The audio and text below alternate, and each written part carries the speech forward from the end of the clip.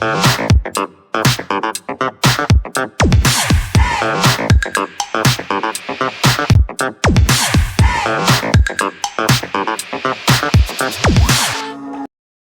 test is in 4-part, Part 1, Part 2, Part 3, and Part 4. Now look at Part 1. Part 1. You will hear a conversation between a male clerk in a hire company and a woman customer. First, you have some time to look at questions 1 to 5.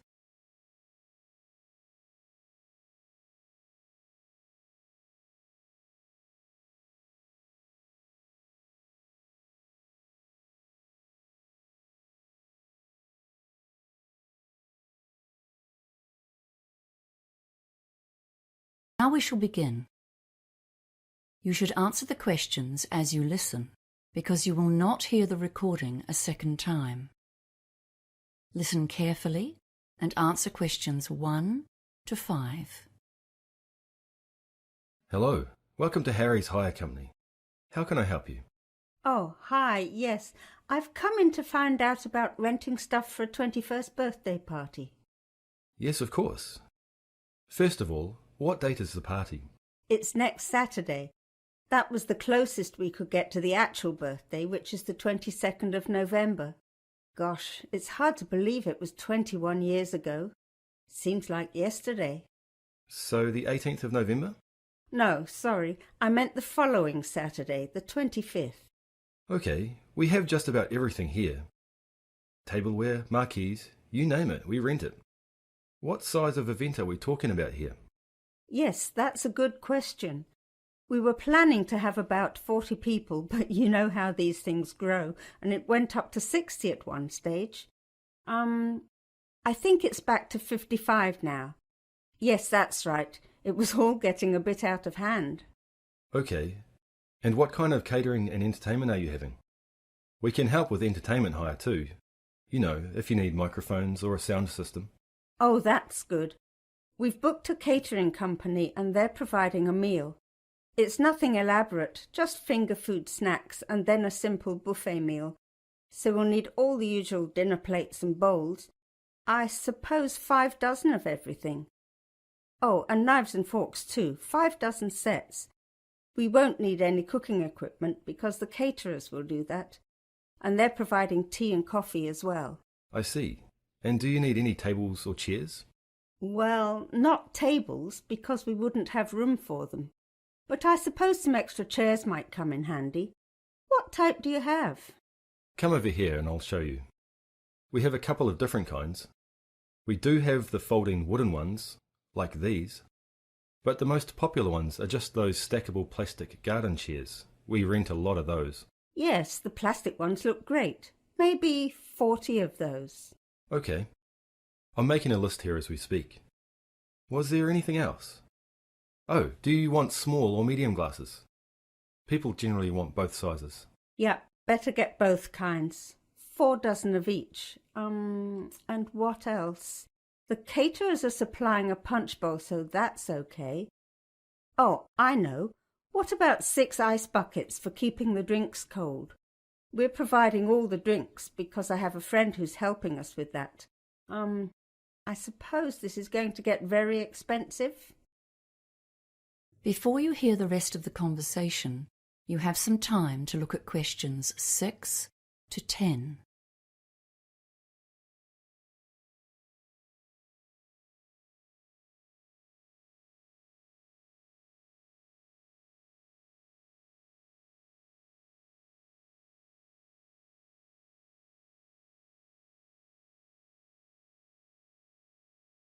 Now listen and answer questions 6 to 10. Well, let's talk about our packages and rental deals. Firstly, what day do you want to collect the equipment? Oh, I'm not sure. Does that make a difference to the price? Well, the weekend package deal is to pick up after 5 p.m. on Friday and drop off before 10 a.m. on Monday. That will be $1,600 plus tax. If you want to save a bit of money, you can collect the equipment on the day of the party before 5 p.m. and drop off on the Monday before 10 a.m. and that will be $1,350 plus tax. That's called the same day package. Your party numbers come between our small and medium price packages, I'm afraid. So in fact, you could rent a few extra of everything for the same price. I see. Well, we're not inviting more guests. I think we have quite enough already. Are there any other hidden charges with those packages? No, not really. But if you want us to drop off and pick up at your house, there is an extra home delivery charge of $50, provided you live within 10 kilometres of here. Oh, and if you want to take out breakage insurance, that's a $60 flat fee. Otherwise, you pay for every item you break at the replacement cost. Wow, so how much is that then? I bet that soon adds up. Well, yes, it does a bit. Let's see. Tableware is $3.55 a piece, small glasses are $3.50, and medium glasses are $4.40. Oh, and if you break a chair, they're expensive, $15 each. And you'll be surprised what happens when the party gets going. Yes, insurance sounds like a good idea. And I think I'll take the weekend package deal, thanks. It's much more convenient, isn't it? And not much more expensive. Okay, so let's take a few details then. Your name? Oh, it's Susan Millins. Is that Miller? No, it's Millins. Right, and your address, please? 28B Sandstone Close, Martinsborough. And just to confirm the order, the medium-sized party weekend package with breakage insurance. And did you want to collect this yourself? Yes, thank you. I do live within 10 Ks, but I don't want to pay any extra charges. I'll get my son to help me. Okay, we'll need an emergency contact number, just in case anything goes wrong. Oh, and credit card details, of course. Oh, yes, of course. The phone number is 084-398-7695. Okay, thank you. And now the credit card. That is the end of part 1. You now have half a minute to check your answers.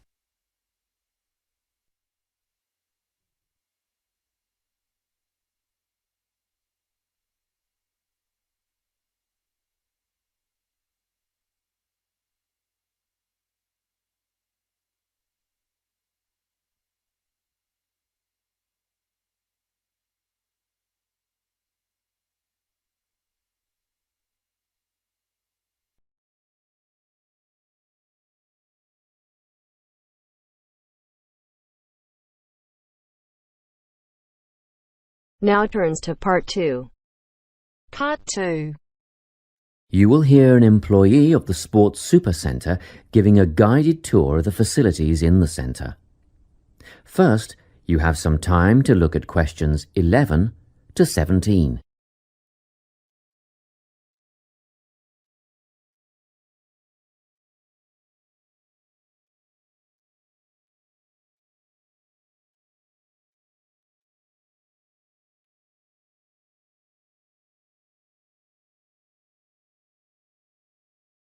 Listen carefully and answer questions 11 to 17.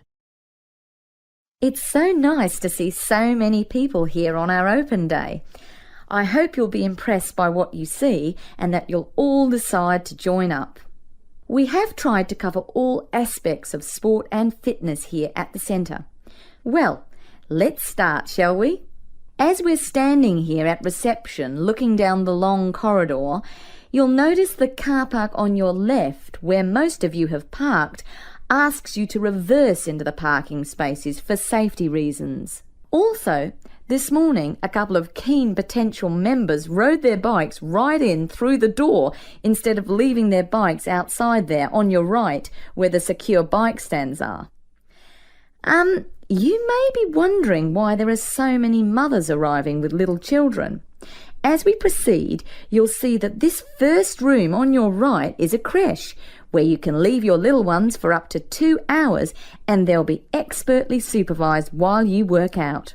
After the creche, on the same side of the corridor, is the male locker room with showers, spa and sauna.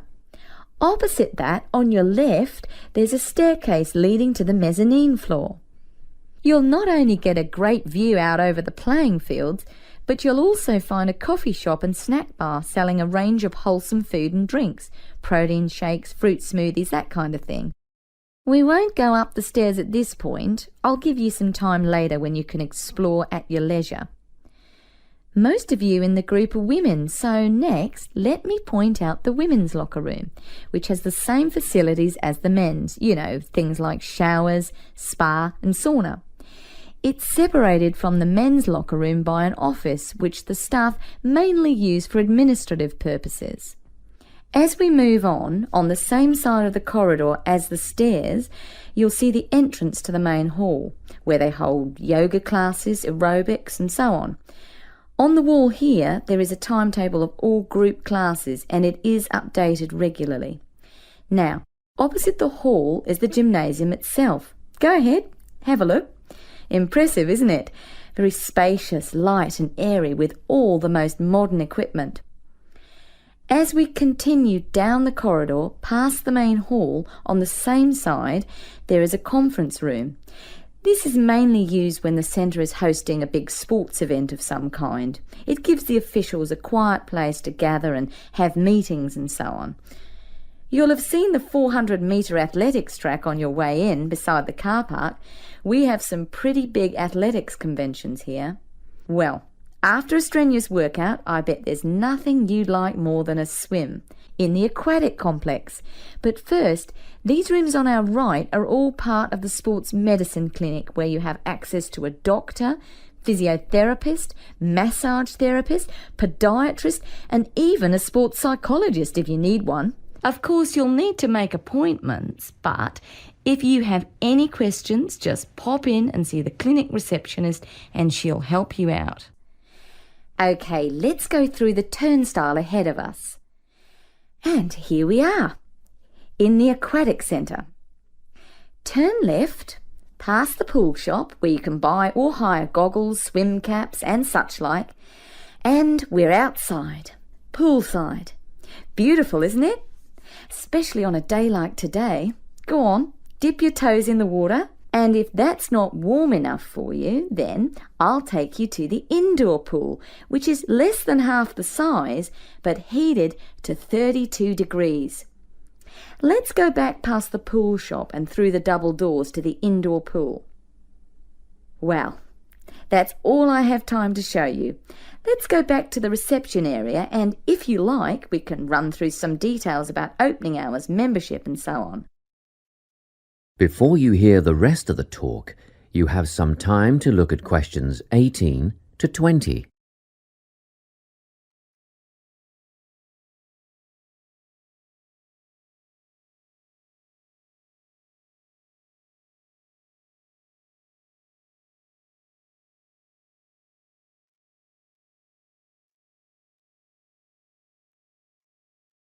Now listen and answer questions 18 to 20.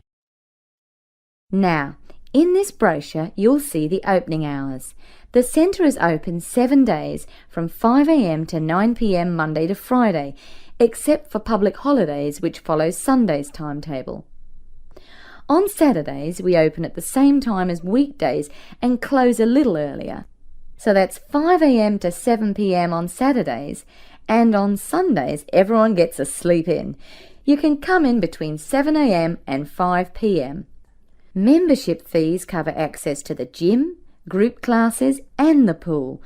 But if you want to join a swim squad to train with a coach, you should inquire at reception for prices and timetables. In the gym, personal training is available from one of our dedicated team of trainers, and reception will have more information on who is free when and what hourly rates apply. However, there is always a certificated instructor on hand in the gym at all times for advice and help. And once your membership is paid, you are entitled to a free health assessment, and you'll get a program designed to meet your own particular needs. You'll need to book a time for this with the gym instructor. Now, if you're a mum or dad, remember you can leave your children in the creche. They take babies from 6 weeks old. Bookings are essential though, and you'll have to check the website for times and pricing. Members are also entitled to tennis lessons on a Tuesday or Thursday from 9 till 10:30, but bookings are essential, so ring Natalie. Her number is here in the brochure to reserve a place. Well, I think that's it. Any questions?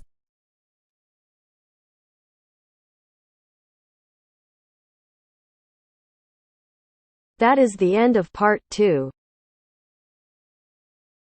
You now have half a minute to check your answers.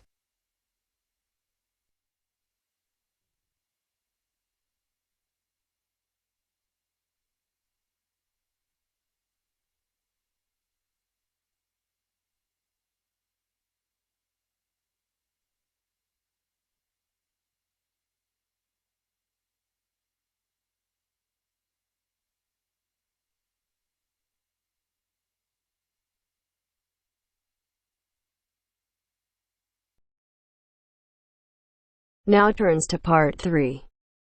Part 3. You will hear a conversation between a student called Mark and his teacher, Professor Jones. First, you have some time to look at questions 21 to 25.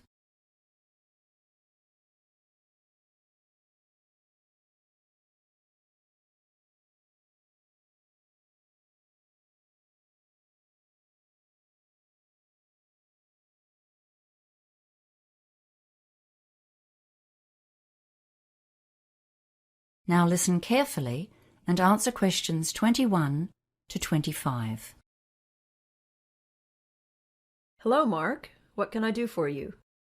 Oh, hi, Professor Jones. I've come to ask you a big favor. Let me guess, Mark. You want more time for your essay assignment. You're the third student I've seen today, all with the same request. It beats me why a few people leave their planning to the last minute and then think that they can come at a day's notice and get a reprieve. It's really not fair to all the students who are well-planned and organized, is it?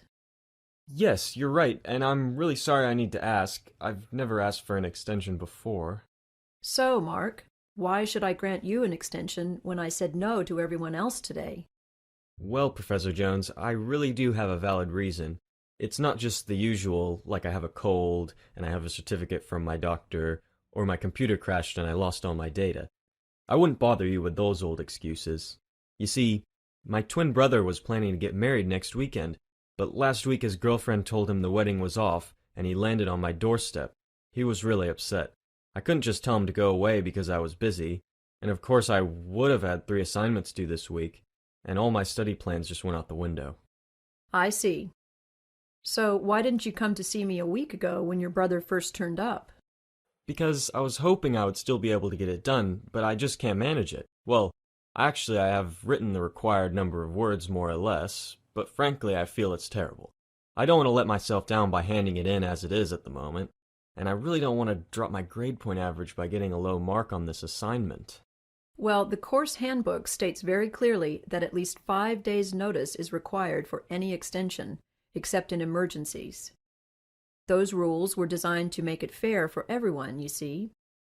You're supposed to submit a request on the proper form, and you can send it by email. And you also need to make an appointment and discuss your request in person, as you have done now.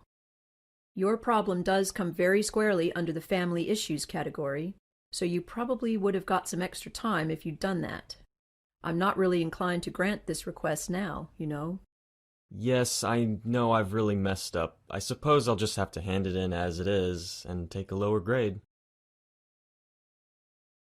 Before you hear the rest of the conversation, you have some time to look at questions 26 to 30.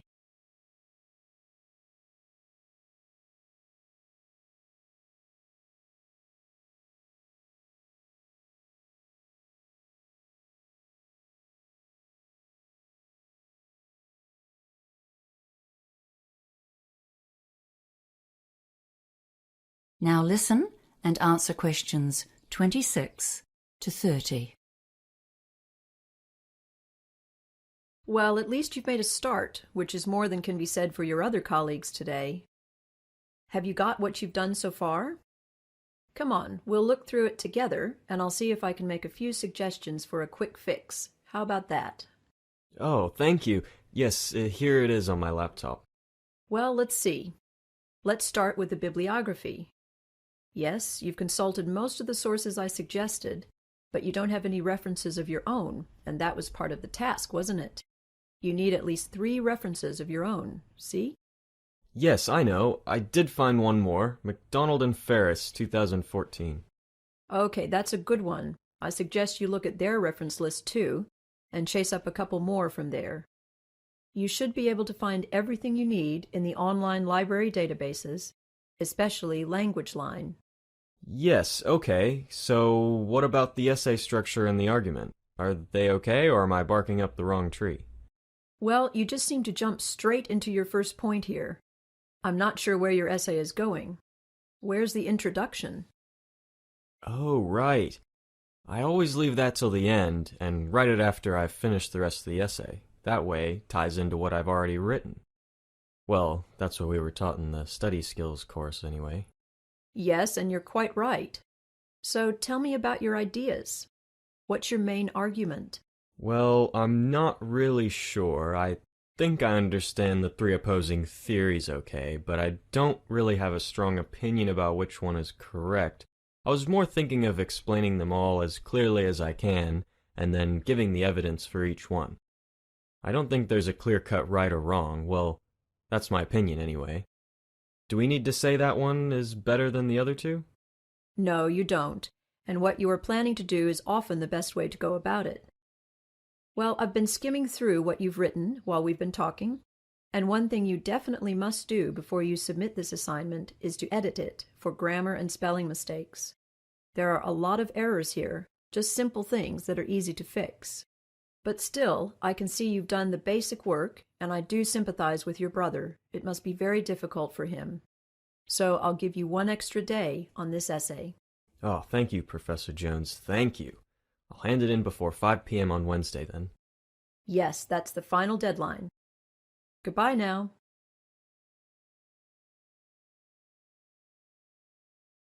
That is the end of part 3. You now have half a minute to check your answers.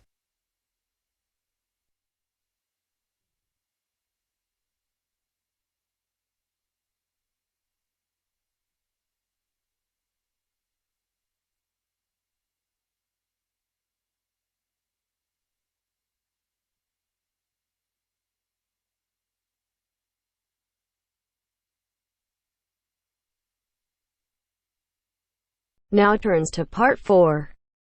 Part 4. You will hear a talk on the topic of time perspectives. First, you have some time to look at questions 31 to 40.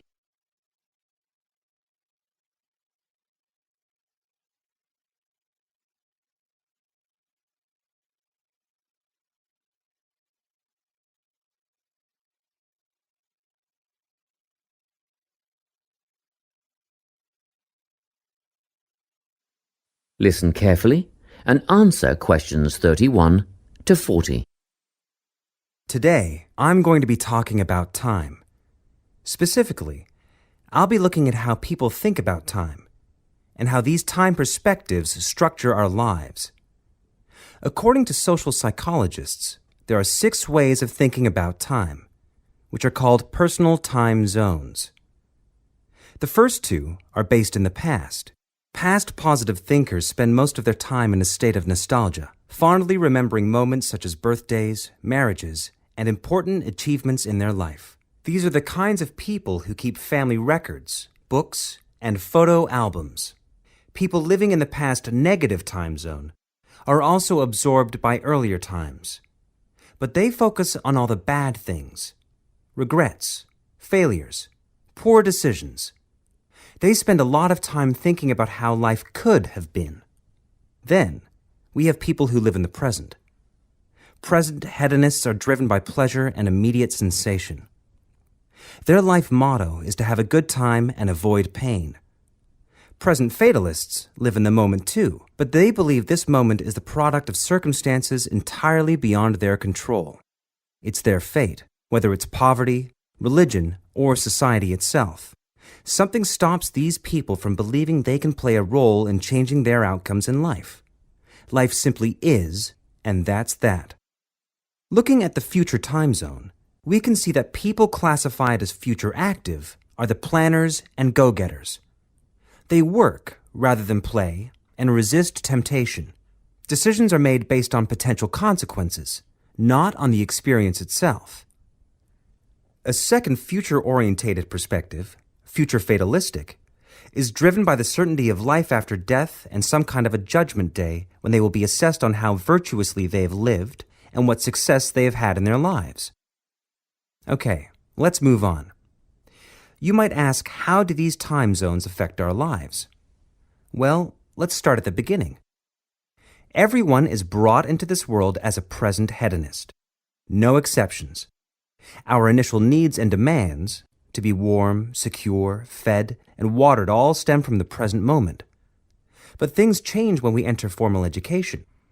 We're taught to stop existing in the moment and to begin thinking about future outcomes. But did you know that every 9 seconds a child in the USA drops out of school? For boys, the rate is much higher than for girls. We could easily say, well, boys just aren't as bright as girls. But the evidence doesn't support this. A recent study states that boys in America, by the age of 21, have spent 10,000 hours playing video games. The research suggests that they'll never fit in the traditional classroom because these boys require a situation where they have the ability to manage their own learning environment. Now, let's look at the way we do prevention education. All prevention education is aimed at a future time zone. We say, don't smoke or you'll get cancer. Get good grades or you won't get a good job. But with present-orientated kids, that just doesn't work. Although they understand the potentially negative consequences of their actions, they persist with the behavior because they're not living for the future. They're in the moment right now. We can't use logic, and it's no use reminding them of potential fallout from their decisions or previous errors of judgment. We've got to get in their minds just as they're about to make a choice. Time perspectives make a big difference in how we value and use our time. When Americans are asked how busy they are, the vast majority report being busier than ever before. They admit to sacrificing their relationships, personal time, and a good night's sleep for their success. 20 years ago, 60% of Americans had sit-down dinners with their families, and now only 20% do. But when they're asked what they would do with an 8-day week, they say, that'd be great. They would spend that time laboring away to achieve more. They're constantly trying to get ahead, to get toward a future point of happiness. So, it's really important to be aware of how other people think about time. We tend to think, that person's really irresponsible, or that guy's power-hungry. But often, what we're looking at is not fundamental differences of personality, but really just different ways of thinking about time. Seeing these conflicts as differences in time perspective, rather than distinctions of character, can facilitate more effective cooperation between people and get the most out of each person's individual strengths.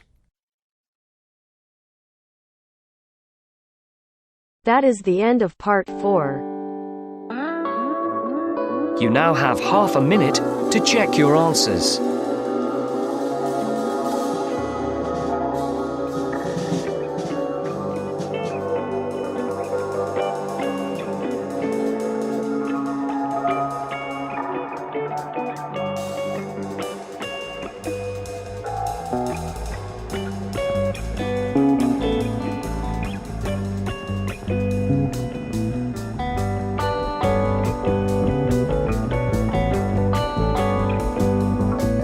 That is the end of the test.